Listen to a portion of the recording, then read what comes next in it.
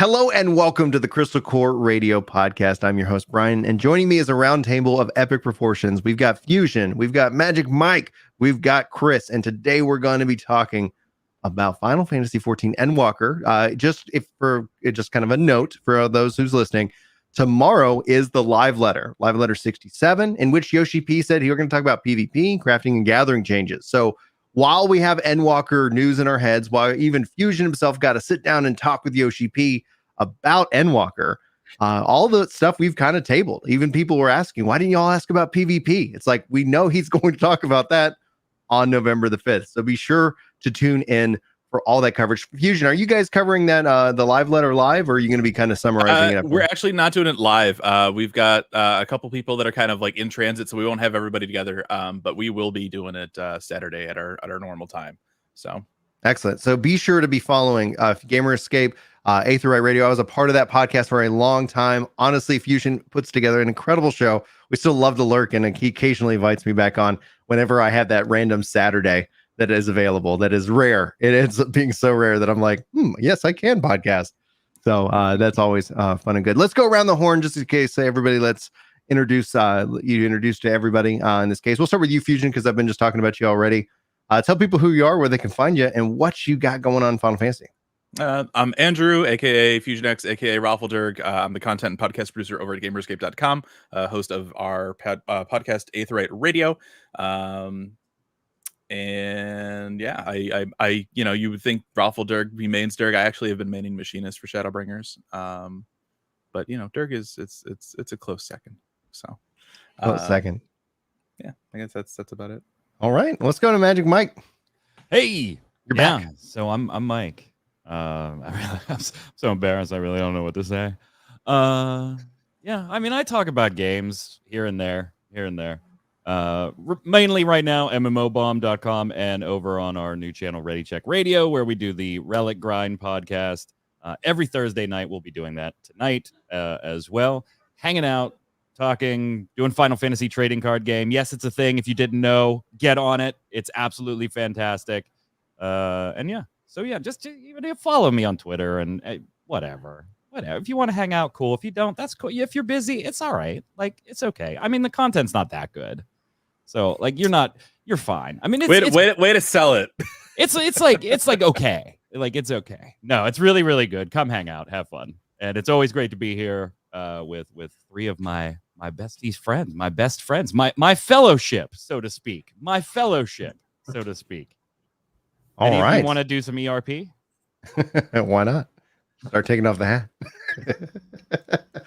And Chris, dude, how are things going for you? You've had some epic goals set for Shadowbringers, and we are in the countdown to Endwalker right now. So what's going on with you, man? I'm running Deliverum once a day right now, because if I run it once a day, about a week out from the expansion, I finish the last of the relics that I'm going to be doing. And then there are more that other people can go chase. And I am leveling 5 times a day so that all of my Fizz ranged, and I believe 2 melee will be done in time. And I'll have just 2 melee to go until I get my Amaro mount. So for somebody that back in January said I really only play one job at a time, I've come a long way. Today I was working on some monk, and when a boss spins rapidly to, vomit on some other player in the party, that's a whole lot of crap on your positionals. Like, come on. Like, can't they just turn their head and like keep their torso facing the same way? Because when that circle just does a 180, what am I supposed to be doing here? So that's the newest lesson to be learned in my life, is that positionals, the struggle is real. The struggle's very real. All right, so that is the roundtable to be discussing Endwalker. What I'd like to do is take just a little bit of time and toss to Andrew right now. First things first. Having played the preview expansion, what's one thing that you're really looking forward to learning actually at this live letter that's dropping tomorrow? Man, asking the tough questions. I like to put them up front, so that way when people like trail off at the end, they're not like, oh man. Yeah, it gets easier from here. Don't worry about it. Yeah. I mean, based on what I played, I mean, I think I'm curious to see more system related stuff. just because I'm not expecting a lot in terms of crafting and gathering updates. That was what Shadowbringers was all about, was upgrades for that stuff. So I'm not expecting anything huge for those going into Endwalker. The PvP, it's PvP. I'm not big into PvP in Final Fantasy 14. A lot of people aren't. You can, as evidenced by the queue times. I mean, Mike's sleeping over there. Under 5 minutes now. Yeah. Well, a lot of that is the Moogle event, right? Moogle, It yeah, is. yeah. So, I'll be curious. I'm curious to see what the PvP is, if it'll help kind of reinvigorate that desire for PvP. Who knows what it's going to be? I know a lot of people are going to jump to Blitzball immediately. But we did have, and I'm trying to remember who asked it during the media tour. Somebody did ask about like Blitzball. And the response was something along the lines of what we had back at the Frankfurt Fan Fest. It was like, yeah, we still don't know how we want to design it. So I don't think it's going to be Blitzball, because otherwise Yoshida wouldn't have said that. So I'll be curious to see what that is. But I think I'm just quality of life, what they have planned for that, because it's always like random little things you don't think of that end up being like really great. So I think out of the big kind of like 3, that's what I'm looking forward to the most. Okay. Mike, you actually were looking like you're falling asleep, especially when Fusion mentioned PvP. No. Same question to you that I asked him, but also I'd like to kind of get some more insight as to what would make PvP relevant, and does that even matter to the community?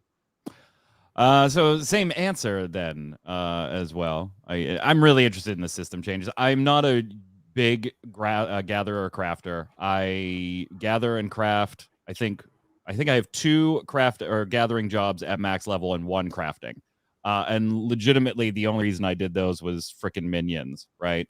I collect them, so I got to be able to do the dailies and do the various making of some of those things if I'm not going to buy them from other crafters and things like that.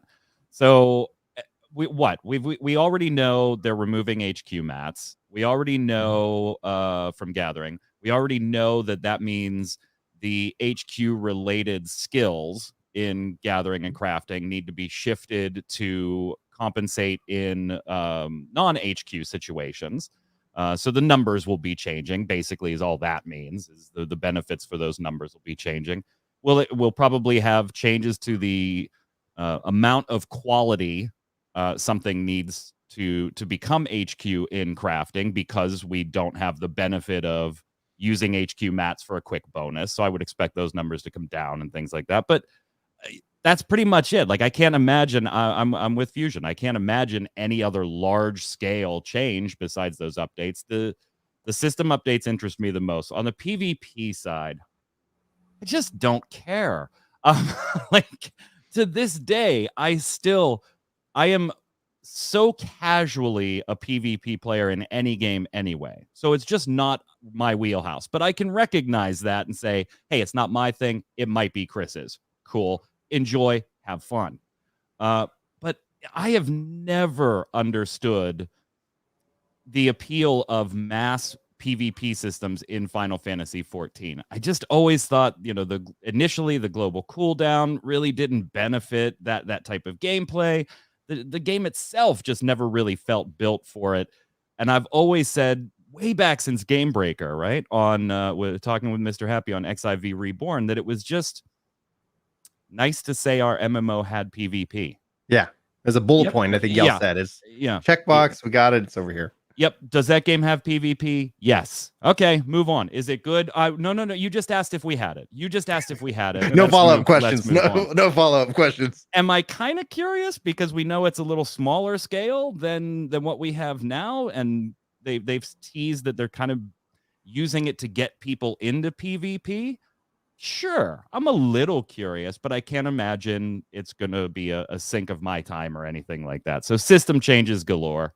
Give me them all. Let's talk about them. It definitely ain't Blitzball. We know that. So yeah, it breaks my heart. I'm waiting. Chris, what do you think? I like crafting and gathering. So if I need to be the representative for crafters and gatherers here, I am sorry that I'm not the champion you wanted, but I will be the champion you get for this podcast. I like crafting and gathering. I've got them all done. All of my crafting relics are one step off the expert, the 500, as high as you can go easily with macroing the big repeatable steps. The They're all in 490 that I made.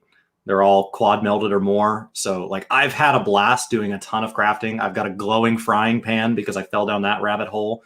I've got glowing gathering tools. The resplendent gathering tools are stunning. They glow even when they're unsheathed. The gathering changes are interesting. So I've seen a lot of people saying they feel like they need to go gather the 20,000 HQ materials because that achievement's going away. There actually was a post on the official Final Fantasy XIV website saying that that achievement is not being removed. That achievement will simply change to something that's more quantity based or something like that. So they didn't say exactly what it would be, but that it's not disappearing. So for anybody that's like, oh my God, how am I going to have my house clean and sleep prior to Endwalker and like have groceries to eat and show up at my job and gather 20,000 items on both gatherers? You don't have to. Like, it's fine. You can just do it after Endwalker launches. Do you think that achievement might be reset though, or did they say there's some kind of conversion? I don't know what it'll be. Because I'm at 19,000. I might do 1,000. Yeah. I don't know. It could be any number of things. If it picks up as a new addition off a previous one, right? Like total number of gathers gathered, it's probably still being tracked. If it's some new way of tracking things, then yeah, it would be tied to the new thing. But then that would really suck if you're at like 19,900 and then the expansion rolls over and you're now at 0 of whatever the new number is. But the master bot prorated you. You're at 550 grand. Good luck. Yep. I expect them to put a lot of emphasis on gathering on collectibles. A lot of people are like, well, doesn't this mean we're just going to auto gather every single node?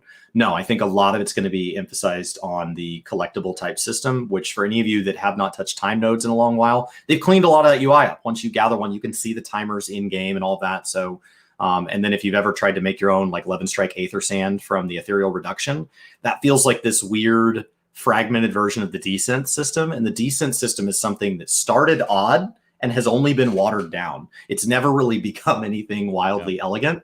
And so hopefully that would be a chance for Ethereal Reduction and Descent to be something that they revisit and give us something maybe a little more intriguing than just demi materia that sell for below vendor. So I don't know what that thing is. They did say that crafting would remain functionally unchanged.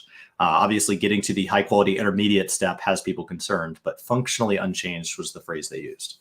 It's gonna be interesting. Now, as I'd like to get your thoughts on PvP because I felt like you and I actually fixed the problem with PvP in 14, and it felt like Yoshi P is basically implementing our plan for the most part. What he's revealed so far, maybe like that has me going like, oh my God, is he following our plan? Why don't you tell people what we did, and then we can. We ran custom feast matches. This will be larger than feast. So it'll be, I assume it's going to be like 8-man, something like that.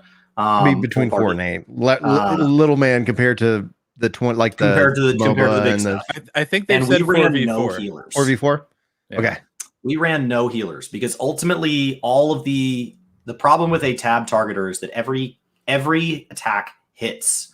And so there is no like mechanical skill like there is in something like a ranged attack in New World or in like Diablo where you can miss. And so because once you target somebody and you attack, as long as they stay in range, it hits, it effectively becomes a game of math. Who can remove the life prior to them recovering the life? And so it puts a ton of emphasis on healing. And so the team with the better healers typically wins because they can take smaller groups of people and still overcome the objective. And so what we did is in Feast, we just removed healers. No healers were allowed. None. Everybody dies. You just die. Everybody dies. It makes tanking fun. It makes DPS fun. So if you just took the healers and let them only bring in their green DPS actions, which would be a struggle to get to 10 abilities for anybody but Sage, who feels like you could just come up with some new laser abilities. But if you would kind of move towards that, and then maybe we get some more like lost action, like self-heal or something like that. So there's a little bit of ability to recover. It made the fights feel fast. As a further restriction for our group, we also said that you were not allowed to play the same job more than one match like in a row. So everybody had to alternate jobs. And so that also meant that people were consistently on jobs they weren't really as comfortable with, which leveled, since we were just playing with our community, that leveled the skill gap because everybody was like, oh, I'm really comfortable with this job. And then many of us, like the gap between our primary job and our secondary job falls quite a bit, especially if you start to move to like a third job. You're like, oh, I can't bring my healer, and you move to a third job or a fourth job. Many of us are like, hold on, I got to read my tooltips. So I think it made it really exciting and fun, and it got back to this is just a way to kill time in a game we love, and not this is something that has to be optimized into the ground.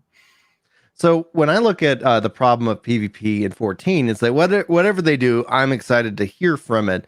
I think there's the core issue that the community for PvP is invisible. And what I mean by that is that you have the Wolf Spear and you have the Dueling Circle, and it exists like in its little box. Mm-hmm. But as a part of like any other MMORPG that does have PvP as rather than a bullet point, but it's a core aspect to the loop, like you can duel out in the open world. And I would say, and I have to be very clear about this because anytime we talk about PvP, I think there's a knee-jerk reaction to be like, are they advocating for open world PvP?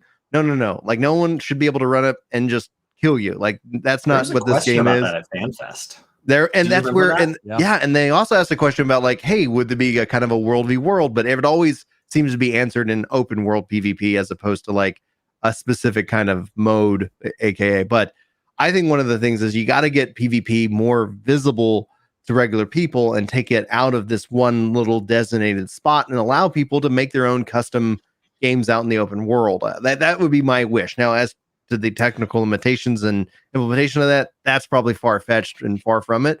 But I'm hoping that with these changes that they're going to present, it keeps that queue time low. Because the other thing that kills the PvP community from even growing is you got all these different modes that takes the community and divides them up a small part of the community and splits them up even more. Then you have long queue times, which only disincentivizes them to even try in the first place. You need fast matches, you need fast queues, so that when somebody's just kind of idling, they'd be like, yeah, I'll check it out.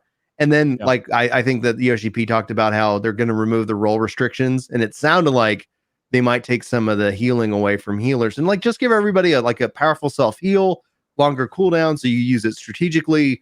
But then it's just about like the feast was great because of it's flare up. Like you get a knockout and it's like, oh, you knocked this person out. And it's like what you need is more of that. What you ended up seeing was, oh, we almost got him down. Oh, okay, we got to wait for our next burst win. Like it was just always kind of this almost. And so if they can get fast, what if it was timed? What do you mean? Like, what if it was timed like gates or fishing raids? Like PvP for a certain like window? Yeah, the next PvP match will begin at. What do you think, Fusion? I mean, that's an interesting question. I mean, we do have that already, right? With ocean fishing and the triple triad tournaments. I haven't done ocean fishing for a long time, but I know people still show up for the triple triad tournaments. But do we want another piece of content locked behind a timer? I mean, I think that's the biggest question. It's that idea of, if I log in and I just want to do something, oh, well, I have to wait an hour to do ocean fishing or triple triad. And I get it from one side, but that idea of just jumping in and being able to do something. I think for PvP, like you don't want to limit that. Because you want people to just be able to get into it and have it be something easy to jump into. I think really what we could do, I mean, we're talking about, the idea of like removing healers and stuff, remove jobs, don't have a job requirement, make everybody an Onion Knight, give everybody the same job abilities, 4v4 and you're done. The problem with that, of course, would then be you can't level jobs in it. But Frontlines Roulette is an incredible amount of experience. Yeah. I'll never do it, but yeah. What about it? I don't think you put right. it. I'm Fusion. You know what? I don't even know why I'm here. Just Fusion. Say all of my opinions for me as we go along. Just what was I think it was something like this. Yeah, one of those. Like but yeah, I think the whole point of the new mode is clearly there's acknowledgement on Yoshi P and Square Enix's side of PvP isn't exactly where we want it right now. Yeah. There's not a lot of people participating. There's, timer issues. There's, all this. How can we make it better? Well, let's introduce a smaller mode, take the class restrictions off of it, and let's see if we can entice more people. I think if you put the timer on, your audience is narrowing because it's PvP and it's done in this way and it's done by this class, and now we're going to put a timer on it, and now all of a sudden the people that were going to do it, we've further fractured them based on their own availability. I think my argument for the timer would be that the queue time is already 30 minutes, and so the gates being 20 minutes apart. Like, why not just tell me what time the PvP match is going to be ready? I'm going to jump in on that just briefly, because it's like, I think from a timer, in terms of like, let's say the community gets established and people are excited, then they add in like a ranked mode, and ranked in which that it's like, okay, the ranked fighting happens in these windows of time as opposed to like all the time. Because one of the things that like Yoshi P said that they're not going to like add in this like depreciating value because they don't want people feeling pressured to participate. But the downside of that is that you get a lead in any season and you just hold that lead. Like you're like, okay, you rush it and then you never participate. You're like, all right, there's no reason to keep playing because it only hurts me. So that's the other side of it too. But go ahead, Mike. You were going to say something else. No, that was it. Yeah, I'm done. I'm done. All right. Well, I mean, outside PvP is obviously like a tricky topic within the community. I don't know if you guys get this at all, but I've seen people come in and saying, hey, I want to be a content creator in 14. I want to be the PvP guy. And I'm just like, a part of me, my heart breaks, but I don't want to discourage that because I feel like we need it. Good luck. You give it the old bless your heart. Just as long as you're enjoying what you're doing. If you're having fun with it, man, we do need somebody to step into that role. We do. More people. We need. There are people that like PvP, but we need more.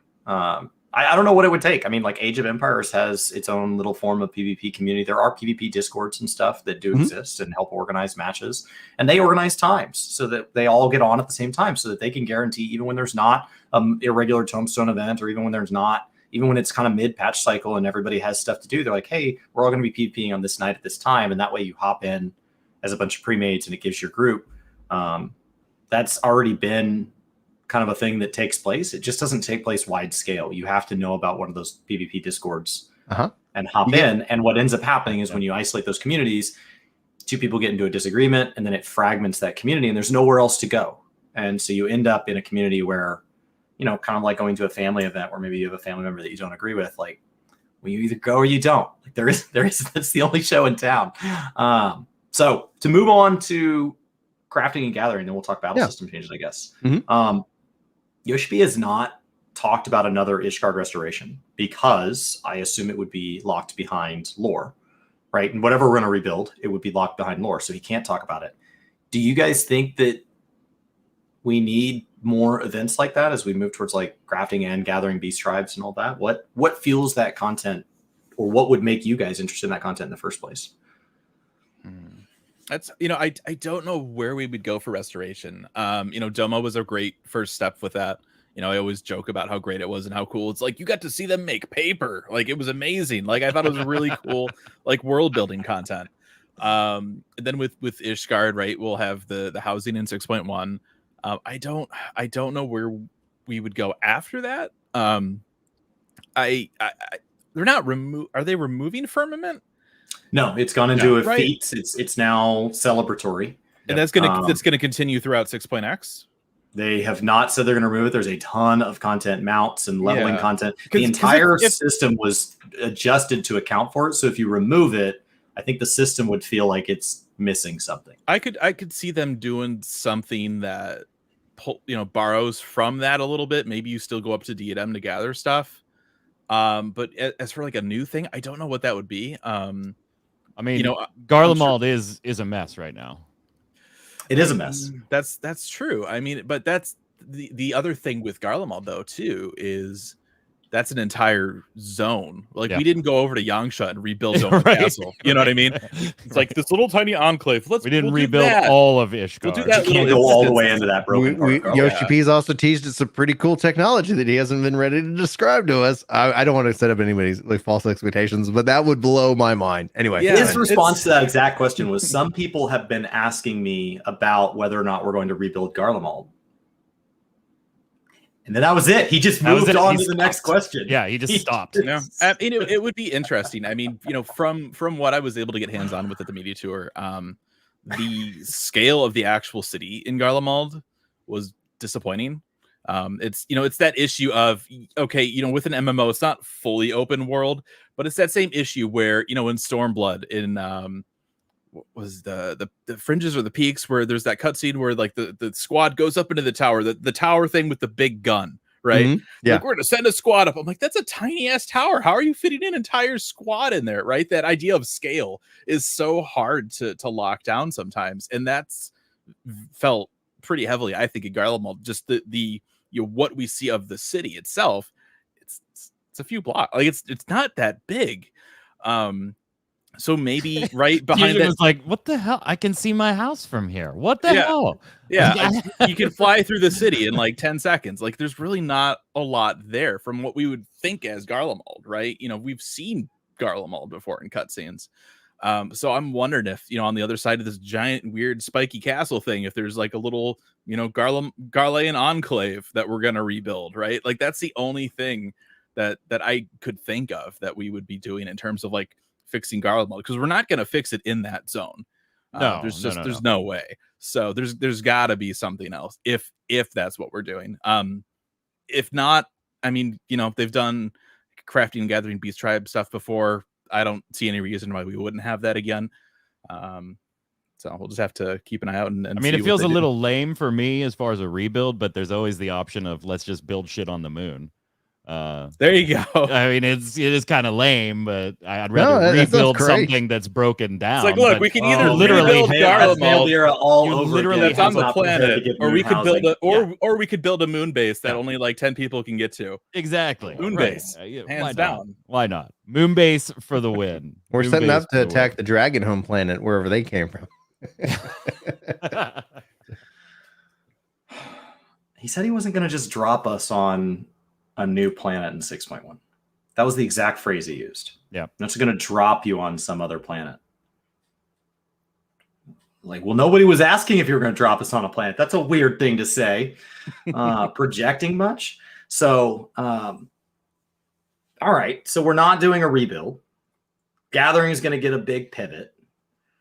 They've done a lot of talking about battle systems. Like, at this point, we're looking down the barrel. I mean, we are filming this right before the live letter on all this stuff.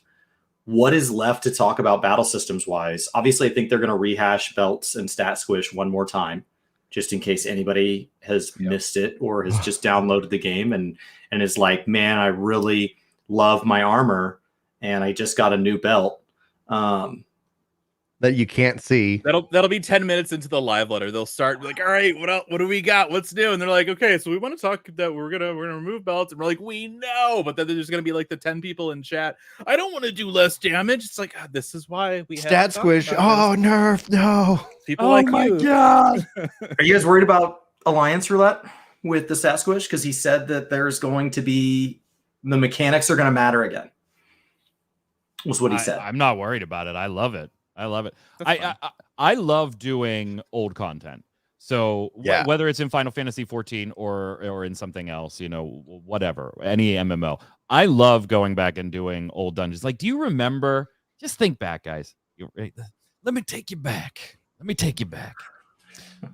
Fusion, do you remember how hard Stone Vigil was the first few times? Oh yeah, I remember. Remember that? Remember how hard Amdapor Keep was the first 40 times? Do you remember when you got those dungeons in your randos that you were like, oh my gosh, this is going to be a slog? We'll see how the first 3 or 4 pools go, and then maybe we're going to bail on this thing. There's just, there's just something about that I like, and I don't like when it goes away. If it frustrates you, you know how you cope with it? We have a game we play whenever content can be challenging with randos. We bet on who we think is going to be the weak link when the dungeon starts. All right, so we would play, and they would be like, "I bet it's Paul." Blah blah blah blah, and it's like, and it was, and we're like, "Oh my god, you called it." Side story. I've been doing chat predictions on number of deaths. Yeah, so, like, side story. I'm a terrible raid member. Like, not because I don't know mechanics or like I could do all that. That's fine. But in the background in Discord, I'm betting which one of you dies first. With other players, I am betting, like, these are friends of mine. And I'm like, I bet he dies. He just can't get out of AoEs. I bet he dies. 1,000 gold. As So the the problem healer, with that that's is the you fun have bet to for me to take. clarify whether or not healer rescue counts. It is my understanding that arm's length will stop me from being rescued. Well, see, here's the But problem. I got rescued off a platform. I'm actually betting with this healers, week. which when you think about it, probably doesn't make sense. Because I think the game is rigged. Then they just stop healing, and I'm like, and I'm the tank, so I'm like, yeah, well, what are you gonna do? Yeah. I got rescued Anyway. out of something this week, and then the healer died too, and we were betting on total number of deaths. And so that's 2 additional deaths. And it's like, that starts to get fuzzy. Yeah. So anyway, back to what I was talking about. Was I actually enjoy when that content is challenging, and yeah, level sync is nice, and maybe you're going to meet somebody that's on their way up, and you're going to help somebody. You're going to feel good. They're going to feel good, and we do all the community stuff that we like to do. Right. That feels great. But honestly, I can't remember the last time I did anything sub level 70. We'll give it a little bit of credit and say 70, even though that's not very challenging anymore either. That even if there was somebody totally brand new, level appropriate, didn't know what they were doing, didn't feel like I was just doing it as a chore. And so I love the idea of alliance stuff, mechanics mattering. I'd love it if they pushed it to dungeons. And Yoshi P did kind of talk about that in one of the interviews, that, you know, NA seems to be requesting more challenging 4-person content. And I'm totally on board and have said that on the Relic Grind many, many, many times before all of you did your lovely interviews. So I'm glad to see it's not just me that wants that type of stuff. So I'm all for it. Is it going to be annoying? In some cases, yes. Are there going to be people that don't know what they're doing or don't recognize that the times they are a-changing and you have to get out of shit now? Yes. But I am willing to put up with that to have this stuff that I loved and enjoy doing be more engaging and challenging, and got to pay attention to what you're doing. I'm all for that.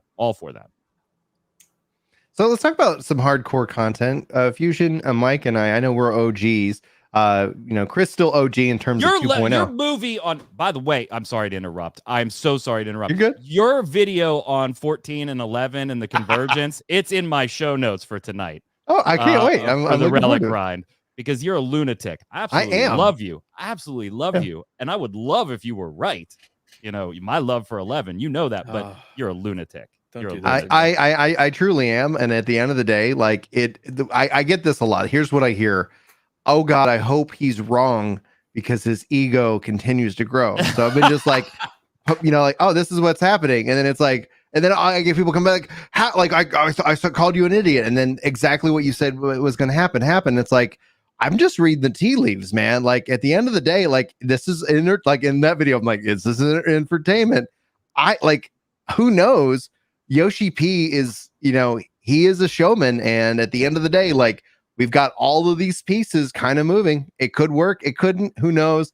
At the end of the day, if it doesn't happen, I'm going to be just fine. If it does happen, I'm going to be like, listen up, people. I mean, look, Yoshida did utter the words, quote, return to Vanadil to me.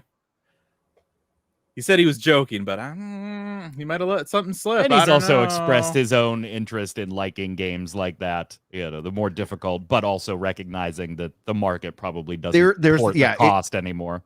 On the market aspect, it's like Yoshi P's talked about it, and it's like it makes so much sense. For as much as like even the fact that like Ninja streaming 11, like even for the fact that like that is a time that has come and has gone. However, there's still a demand for that. How do you feed that? And it's like, that's why that video kicks off. Like the easiest thing I could see them doing is combining the subs like they did at one point a long time ago for a short period of time. I play it. I mean, because all of a sudden it's like technically, and I'm sure you know this, just kept it brief for the video, but for those that don't know it, they weren't technically connected.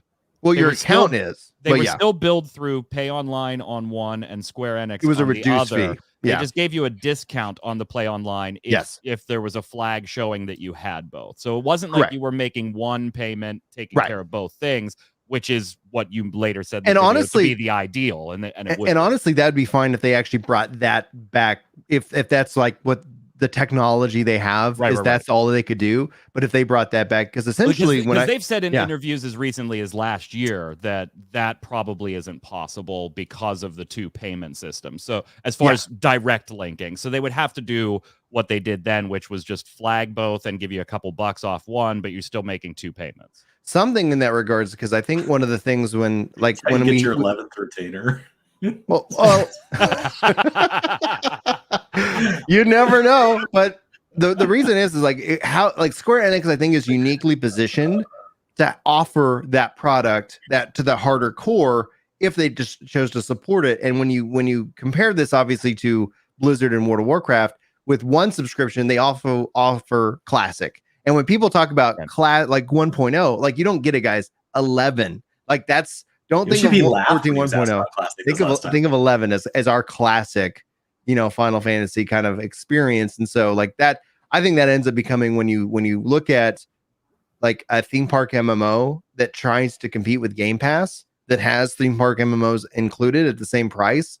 Like I only see when you look at what a subscription based game is trying to add as much value to that proposition as possible in terms of just market, capitalization in that regard. So like, who knows? Like, but I would love to see something of that nature. And I think 11 is actually their product when Yoshi P talks about that hardcore game. Why create a new one? It's not going to sit here and bring in the people to support it, but you do have one.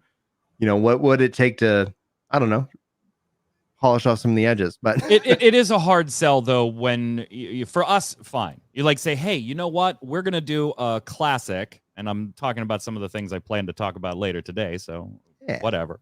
Preview for tonight. Yeah, preview for tonight. We're going to do a classic, right? We're going to give you Final Fantasy 11 classic. We're going to cap it at 75 because, if you look at it now, it really isn't as hardcore as it once was in any way, shape, or form with the trust system and being able to do just about everything alone or with the trust system now. But hey, we're going to give you Final Fantasy 11, cap it at level 5, and we're going to give you that hardcore experience in a classic mode. I am absolutely all for that. Absolutely all for that. But it is I'm only for that though because I played 11 and I still do play 11. Yeah. It is. Does it add or dilute if the games are connected? Like imagine with the new achievement system coming, which I hope to God they talk about tomorrow. Imagine I think they will. If something you did in 11 gives you access to a different mount in 14.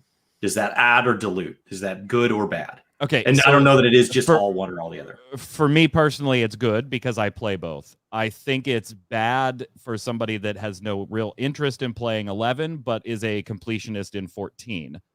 Because now it feels like almost like you're forcing me to play another game to gain things in the game I do want to be playing. Dangerous term in 14 because we have so much locked behind the MOG station. Yeah. So you already have to put a giant asterisk of like, this is everything that's not seasonal or MOG station. Is it worth it though to make this classic server? Because you have to turn around and then say, hey, by the way, once we hit basically Chains of Promathia, we're done. We're not developing new content for this game as it is. And so, for those that maybe never played it and might be interested in trying it, it kind of doesn't it turn you off a little bit when you're like, oh, by the way, it's never getting anything new at this point. We just can't unless we overhaul the entire damn thing, which we're not going to do. We're not going to do that. The cost is ridiculous. Diablo and Path of Exiles have found a way to make things seasonal where you can go back and you can create a slight twist on the game, right? So you could go back and change the jobs a little bit and then say, okay, play back through. And so if you go back and you just twist it and say, okay, we're going to modify all monsters of this type to have the following modifier and then re-release the server. And then we're going to let it run for a year and then we're going to do that again. You can start to relive the same experience and it's familiar but different. And so that's how action RPGs have not had to keep up with the content wave that WoW and 14 do to try to keep people subbed. And when that content wave stops, people unsub. That's how action RPGs are able to release effectively one amount of content that people replay over and over and over and over. And that's something that I think WoW Classic's going to have to try to find a way to do. And so obviously Square Enix would be watching that very closely because they're not gonna like, oh, how can we experience all the bad and good that anybody who's ever done anything like this? It's like, no. I like some of the things. I specifically don't like some of the other things. Right. And so how do you learn from their mistakes, or even some of the things that worked for them might be something you're like, yeah, I get that works for them. I'm still not interested. Because, inspiration doesn't mean copycat. Chill, you're right. Yeah, if we were talking 75, technically, I guess you could go through Treasures of Ottergod. So yeah, you're right. It's an interesting kind of thing, because obviously right now we kind of pivoted slightly to talk about the past, but I want to kind of shift a little bit and talk about the future. Like obviously with Fusion is saying like Yoshi P kind of was like, oh, Return of End, well, we're gonna say hashtag joking, like like let's not take that as fact at the moment, but where do you see us going in this game? We've got like New World, in the sense of the New World. Thank you, Amazon, for that naming confusion. And whenever I talk about it's really hard to Google. Yeah, it's like, all right. We also have Meracidia. We have shards and things like that. Where do you think? What would you expect to see here after? Honestly, how the other question is, how much are you going to grind on the 19th? Like, are you going to? Well, I have the week off. Me and the wife already have the week off. Of course, she doesn't have to review the game like I do. So we'll probably be playing in separate rooms, and because we did Shadowbringers, and I was on the TV right next to her, and I was getting like far ahead. And she's like, "What's going on? Like getting spoiled over here." I'm like, "Sorry."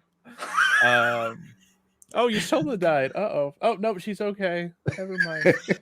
She's like still an Amarang. It's like, oh, uh-oh. So, yeah, it's hard, right? I appreciate that they're trying something new with the story pacing with 6.0, right? Where everything is going to be wrapped up with 6.0, right? It's not one of those things where Shadowbringers comes out and then it's kind of a launch pad going forward. This is it. Then we're going to start something completely new. I think I don't know if I would call it like a concern or a worry, but with that, right, you think of new storylines in 14, right? Over the last 10 years, every time we have the start of a new story, we have a bunch of new areas. And yes, we are getting some new areas with Endwalker, but those are to work towards the conclusion of 6.0.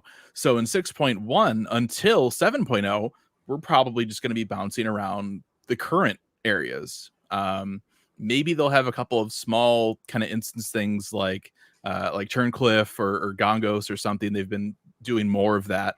But it'll be a little weird to have this new arc, but then mentally, right, we're like, but there's no new areas for it. I think that'll be the biggest thing for me. What if there were? I would be surprised. Guild Wars and WoW add things with each expansion, but like WoW also adds the mid expansion. I would be very surprised. Had either a zone or another half to a zone, right? An area that we cannot go now, because he said that he believes that part of the theme of the zones is something that we missed in the media tour, and I don't think that's just quest givers missing. It wouldn't shock me if those zones, I mean, at the very least, the way Shadowbringers zones change, as you quest through Shadowbringers, the zones feel different, obviously, because the story drastically impacts those zones, but they feel where you quest through the zone, and the zone itself seems relatively unimpacted by our choices. Yeah, well, I mean, part of that is the day-night cycle. Yes. And I think too with Endwalker, I think they'd made this comment in the media tour for Thavner. They're like, we made sure that it would be clear skies in Thavner, so that if you want to take nice pictures and all that stuff. I'm like, is that why? Because in the trailer, the sky's on fire. Yeah. So I'm wondering if that's not going to be in effect, like an actual skybox thing when we go to put out the fire for your photos. We didn't start the fire. Yeah, I wouldn't be surprised if they do something like that. We know that they can now after Shadowbringers. And so yeah, it'll be interesting. I would be very surprised if they add a new area that's not like a Eureka or Rabosha type content, just like an actual new field area. I would be very, very surprised if they do that. But again, that's because of what they've done previously. Right. And with every expansion, they always try to do something a little different. So it's possible. It's definitely possible that we could see something like that this time around. Bigger question to you, because you and I were there with Yoshi P's 2.0 plan, talking to us as 1.0 players going into the future, and we really haven't had a roadmap for the game. Do you feel like what he was kind of hinting at after Endwalker is that layer of like, here's what our plan is for the next 10 years, or are we going to have it more or less just kind of what we come to expect? Like, here's what you can expect in 6.1, here's what you can expect in 6.2. What's your read? I don't think we're gonna look that far ahead. I think we'll definitely get a taste of of what they're thinking about. The biggest example that I can think of is in the interview, because we had this small presentation before we got our hands on, and they talked about how they'll continue to do trusts and dungeons and but they didn't say dungeons, they said like 6.1 onward.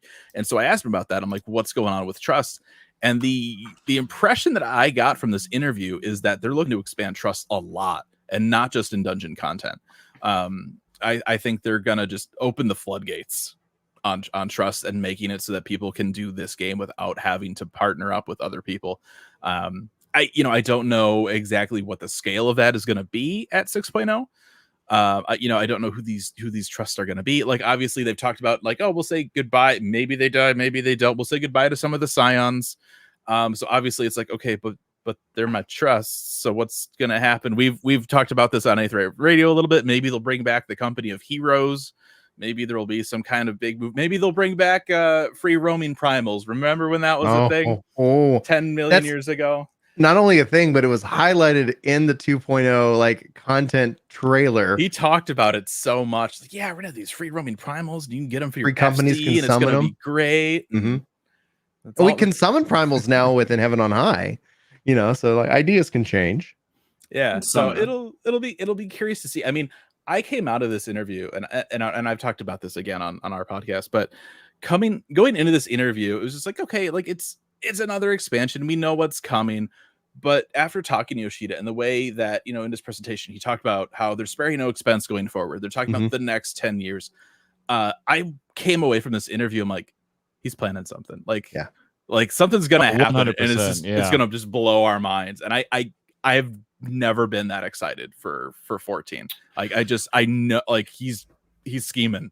And I love that. I get the same read. That's what you and I were talking prior. That's a fun word that I made up. Prior to the embargo going up, and we're just like kind of just that discording as we're like, hey, let's get the podcast. And it's like, are we feeling this thing? Like it's ethereal. It's not like he's like, hey guys, I'm gonna blow your minds. But it's like I feel like I'm getting that body language. I'm a cocky Yoshi P is essentially the best way I can describe it. He's got a swagger that he has not chosen to present. There was some shade thrown, even like it was a swagger bordering on like humble arrogance. Like there was I'm not bragging to you, but I know I can do this.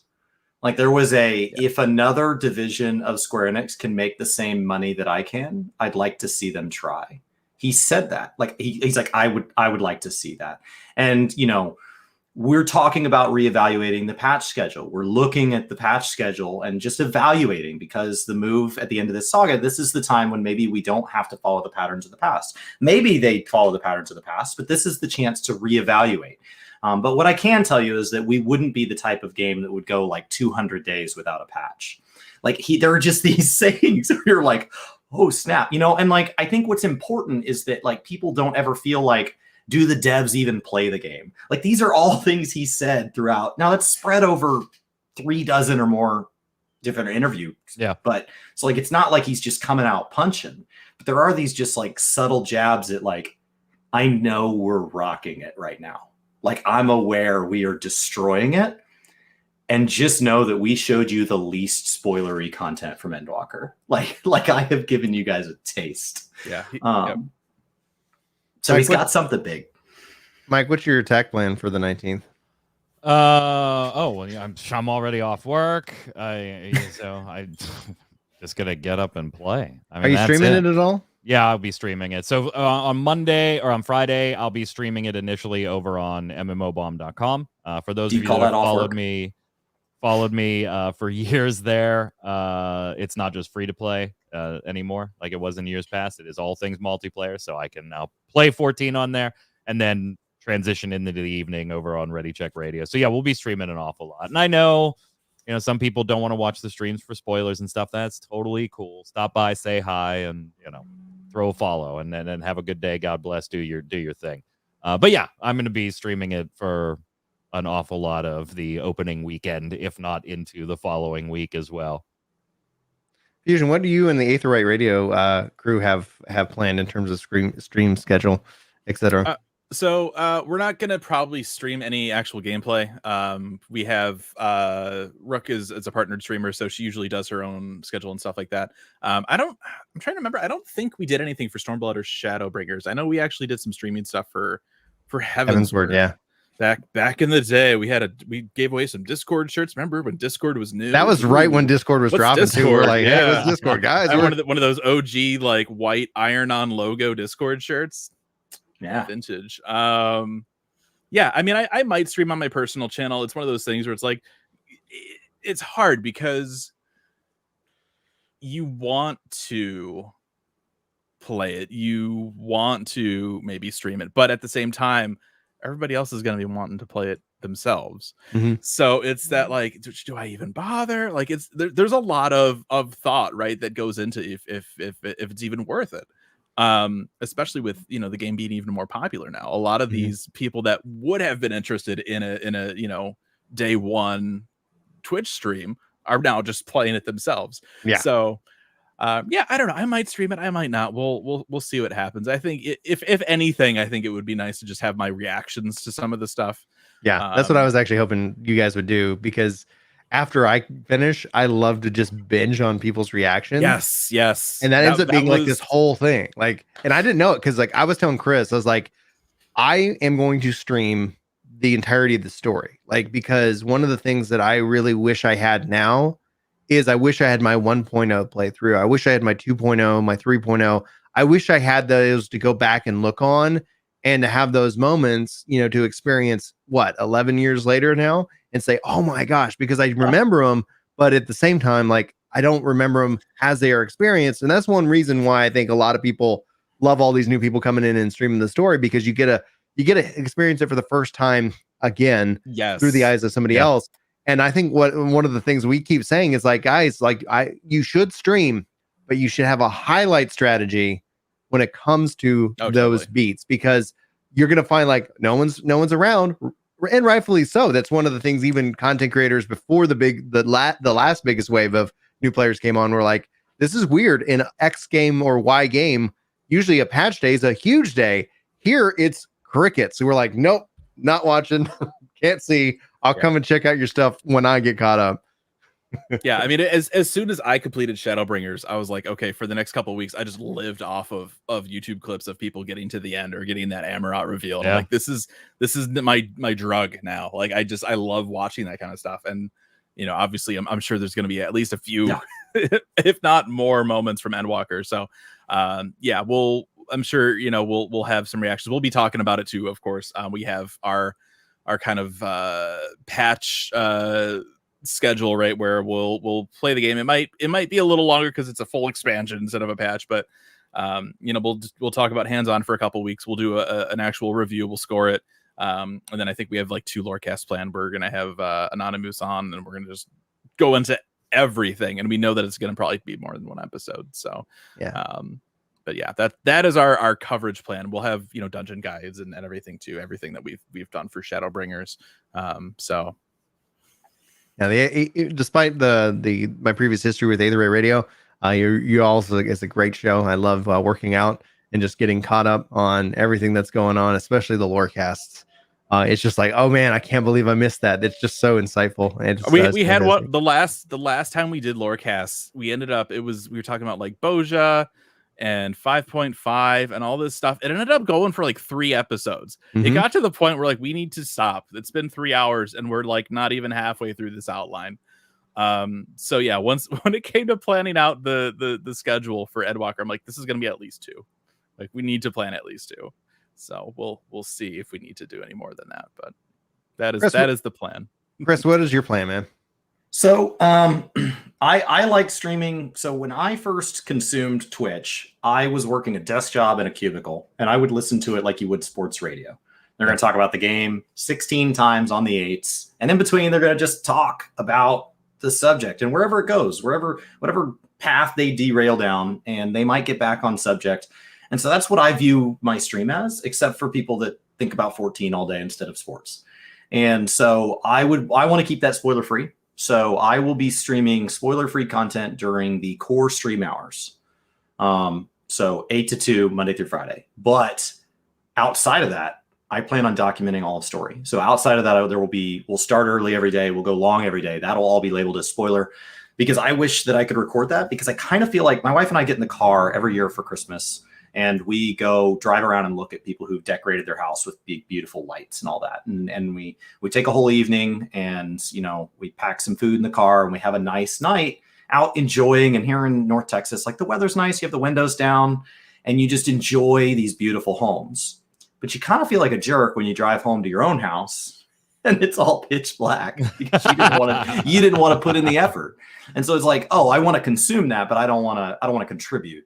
And so at some point, should you be lucky enough to be a homeowner, you should put up at least like 1 or 2 strings of lights as you're like, pay it forward. Like at least just put some lights on your porch, try just a little bit. And so I do feel like as a content creator, as a full-time content creator, it would be a little hypocritical to sit there and binge on other people's reactions and not post mine. So if for no other reason than like just paying it Chris forward, is like, my I'll late just night streams yeet are mine mine out into the void because I absolutely want to consume everybody else's reactions. Chris is like, my late night streams are my inflatable snowman. I tried. That's fine. Bitches. That's fine. I get it. There's an inflatable snowman on my lawn. I did it. Merry I only Christmas. ran it on Christmas Eve, just the one night, because I didn't want to affect my electric bill. Yes, it'll be deflated in the lawn for like 3 And weeks. it's just gonna lay there until like New Year's. It's fine. Like you gotta try like the tiniest little bit. And so that's my plan. I do wish I had like my old reactions in the same way that like you wish you had. So you take pictures at things like graduations, weddings, and all that. But there's all these other things that turn out to be memories. Like there's all these other times where you and some friends had this night that you tell stories of forever. And maybe you were like playing games, or maybe you guys went off on a hike and nobody had a camera with them. And so those are the moments that you want to look back on. Those are the moments that you want to hang up, maybe in a frame in your hallway. And when somebody walks by, they ask you about it and you get to relive this wonderful story. Well, like that's what Final Fantasy XIV becomes. But you don't do that when you first pick up a game, because you're like, well, it's just going to be another game. And so here we are coming up on the end of a saga. And like, we already know. That's what Yoshi P said. He wanted to tell us this was the finale so far in advance, is so that we knew going into last season, like Game of Thrones. Everybody was so excited going into last season. Now, hopefully it turns out better than that one did. But like the same idea, we were all hyped. Everybody rewatched everything going in. We all sat down. We all watched it together. And so there was this communal enjoyment of this moment that we knew was big going in. So we had our cameras with us metaphorically. So I think Endwalker is our chance to kind of know in advance that like this is going to be a significant moment in your Final Fantasy gaming lifespan. And so like we know that going in. So if there was ever a time to throw up, $40 webcam up and just record your face, this is the time. Like if there was ever a time to just catch that moment that you can look back on, even if you just have it sitting on your desk, like you do a picture of you riding a roller coaster, and you get to look back and you get to see that moment of joy, or more likely just a bunch of pictures of you crying. That's a nice callback when it's 5 or 10 years from now and you're like, yeah, I think that was really significant to me. It's like, no, there's my picture. Oh my gosh. Like, look at how young I looked. Look at how much that game meant and how defining that was for 2021. I remember when I used to feel emotion. Pepperidge Farm remembers. So I don't know. It's worth. Maybe you it's buy worth yourself some of these cookies. Odds are 99% of the footage for clearing it you can just throw in the trash. So it's not a ton of hard drive space. You're just catching the big moment, but you don't know when the big moment's going to be. Yeah. He's hinted that 83 is going to be a big moment, but that's because we get a trial at 83. So like he's not revealing anything because we got a trial at 73. We got a trial at 63. So he's like, 83 is going to be a big moment. And they're like, oh, what a reveal. And you're like, wait a second. You didn't actually tell us anything. So, guys, as we hang out, we hang out for a little bit for a post show. So if you're watching with us live, just note that we'll just kind of transition in as people can go as they go in that regards. But we do have some people to thank for helping support the podcast: Plague of D, Redline Gamer, Red Rocket, Dark Wolf, Psycho, Cordell, WG Productions, Keelan for being podcast legends, as well as Luke for his generous donation, helping to bring the podcast to you guys day and date in MP3 form. So we appreciate all y'all's support. You guys need to go follow Fusion, Chris, and Mike. All of their links and tags are in the description of this, and they will be also in the MP3. Also, I'm really excited about your show tonight, Mike. I'm really excited. A little choked up. I just saw this picture of me on my desk when Raubod lost his arm. Rook was asking yesterday why he never got a better prosthetic. Like, why does he not ever... Like, he just lives with that? Like, there's not a better... And they were asking, like, why do the Scions not ever get new outfits? Like, they're just wearing the same clothes every day? Like, do they not just reek after, like, years of us following them? I mean, wash your clothes, the man. The literacy rate in Eorzea is not great. They probably don't all have access to showers. We have glamour dressers and these poor Scions. Access to one. Have you seen a shower? Yulmore had some. Oh yeah, you're right. But not everybody can get to the first. All right, right. Different strokes for different folks.